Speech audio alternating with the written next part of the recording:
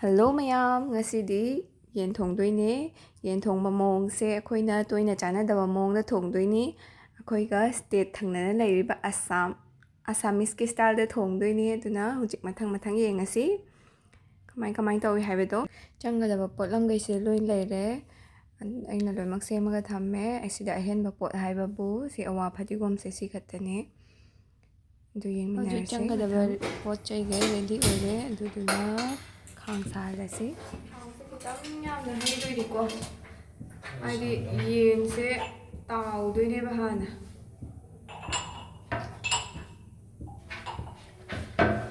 ꯌꯥꯔꯅꯤ ꯌꯦꯟꯁꯦ ꯈꯔ ꯇꯥꯎꯗꯣꯏꯅꯤ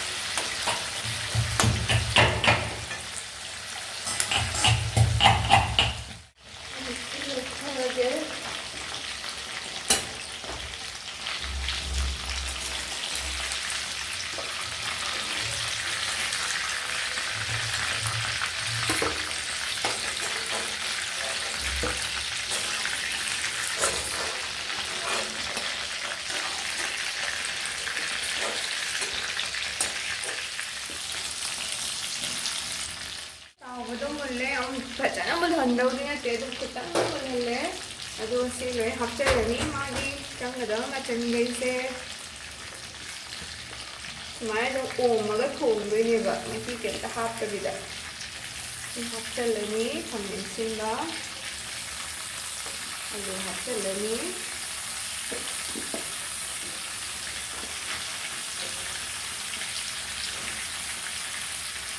ꯑꯗꯒꯤ ꯍꯥꯏꯐꯦꯠꯇꯪ ꯊꯛ ꯑꯣꯠꯄꯤꯔꯦ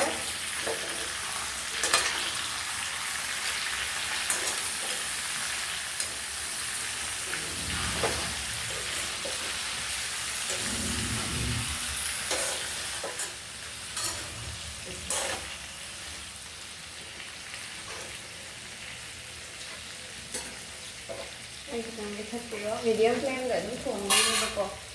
ꯑꯗꯨꯒ ꯉꯁꯥꯏꯒꯤ ꯇꯤꯜꯍꯧ ꯆꯅꯝ ꯁꯤꯡꯁꯦ ꯍꯥꯞꯆꯜꯂꯁꯤ ꯁꯤꯡ ꯈꯔ ꯆꯥꯏꯁꯤꯜꯂꯅꯤ ꯇꯤꯜꯍꯧ ꯈꯔ ꯆꯥꯏꯁꯤꯜꯂꯅꯤ ꯈꯨꯠꯅ ꯑꯗꯨꯝ ꯇꯧꯔꯦ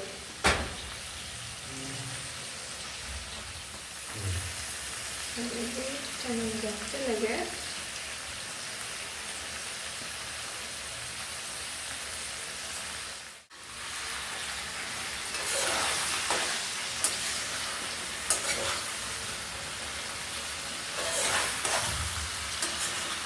ꯌꯥꯝ ꯍꯥꯎꯕ ꯃꯑꯣꯡꯅꯦ ꯅꯣꯏꯁꯨ ꯇ꯭ꯔꯥꯏ ꯇꯧꯑꯣ ꯌꯨꯝꯗ ꯌꯥꯝ ꯁꯤꯝꯄꯜ ꯑꯣꯏꯕ ꯇꯦꯁꯇꯣ ꯑꯅꯧꯕ ꯑꯃ ꯇꯧꯅꯤꯡꯉꯛꯏꯗꯅ ꯇꯦꯁ ꯇꯧꯅꯤꯡꯉꯛꯏꯗꯅ ꯁꯤ ꯇꯧꯑꯣ ꯌꯥꯝ ꯍꯥꯎꯕꯒꯤ ꯁꯤꯒꯤ ꯁ꯭ꯇꯥꯏꯜꯁꯦ ꯑꯗꯨ ꯁꯤꯁꯦ ꯀꯃꯥꯏꯅ ꯇꯧꯒꯅꯤ ꯍꯥꯏꯕꯗ ꯊꯨꯝꯁꯦ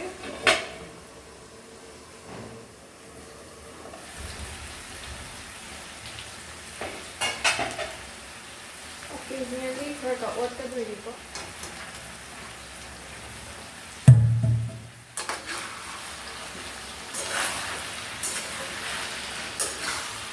से सेक्शन करसिको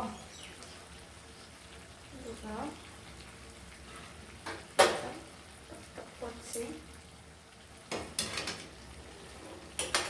मखों अदुम खुंजल्लगा थम्मदोइन मखों खुंजल्लगा आलूसु मुनबा फाव ओमगा थम्दोइनेबा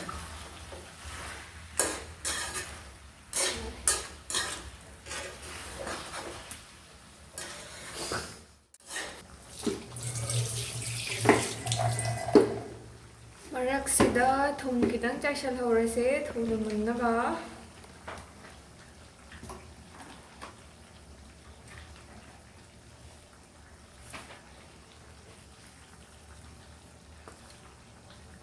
इसा इसा ये पाम चांग दा थापिरो थुमगा मोरोक असिदि इसके बाद ब्लैक पेपर खितंग चाय होगे चायरगे मसी कइसे जीरा पाउडर खितंग चाय होरगे यारे और पनते को से पोते आदा मतंग ने होदि खाबेगा से पाए है जलत्रे दे कैमरा धंजरक पसिगे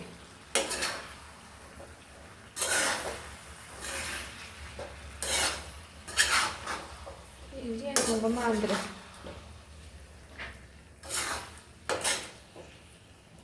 ये निको से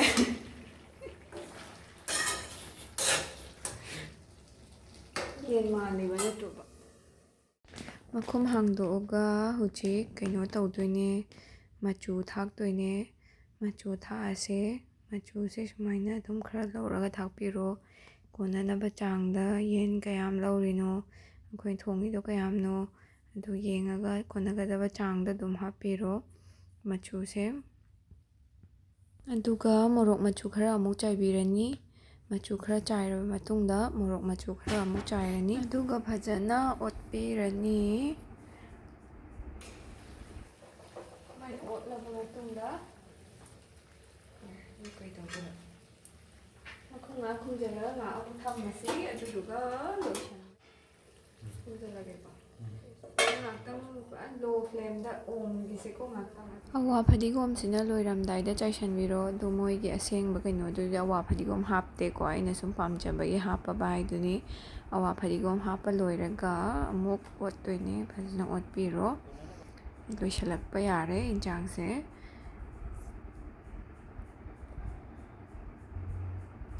अवा फदिगोम चाइबा लोइबगा फदिगोम मु चाइसनबिरो फदिगोम से अदुम अपाम पाम चांगदा चाइबिरो अइदि याम हापिंगे हावे दुगा दुम मुथत्पा यारे दु लैरे सिदा चाबा यारनी मयामसु अमतंग ट्राई तौरगा येंगबियो सि खुथोंग से याम हावबने